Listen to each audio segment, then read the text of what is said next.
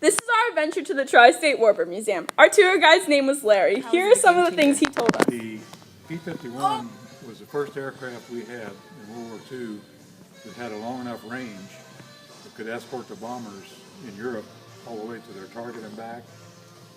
And until this airplane came into service, none of our fighters could go that far. They would have to turn around halfway and leave the bombers without escort.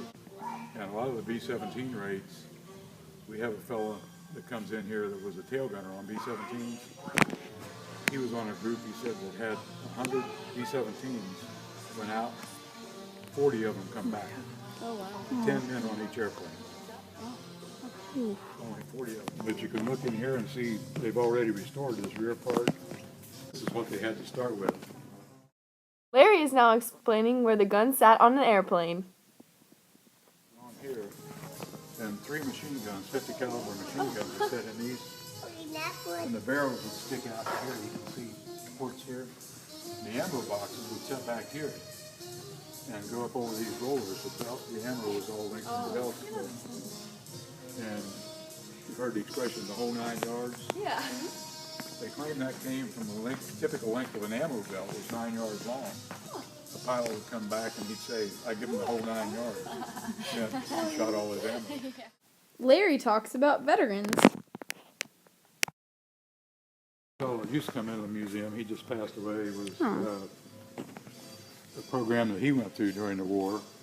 And he started out in a Piper Cub, then he went to the Bi-Wing, and then 2 other airplanes before he got to the Corsair. Oh, yeah.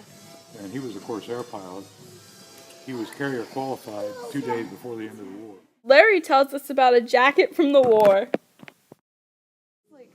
Do these have any special meaning? Different groups would have, they'd make up a patch or something and put on their jackets and things.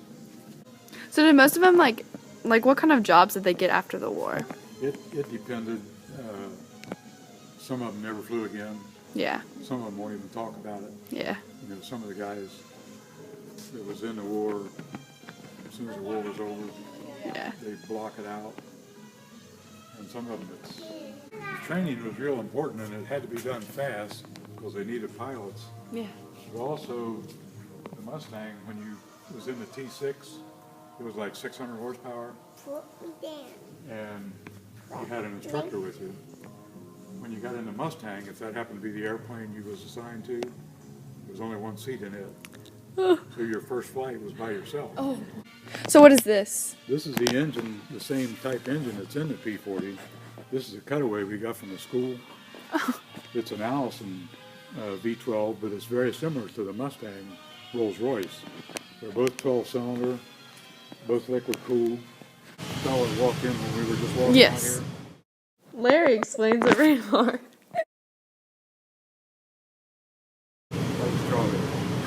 Oh my gosh, that is so cool. He was a radar observer on B-29s. He would be this guy that sit there and look at these different displays and trying to show how the radar works. Radar beams come down from the airplane like that, and then they reflect back up to the airplane.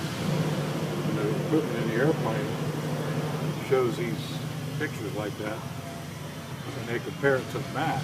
They can tell land from water and stuff like that, so they can decide where This is the story of George Bush in the war. This is the TBM Avenger.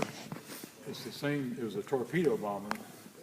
It's the same aircraft that George Bush Sr. flew during the war and was shot down in. In fact, I think he ditched one in the ocean once, and then he was shot down and had to bail out.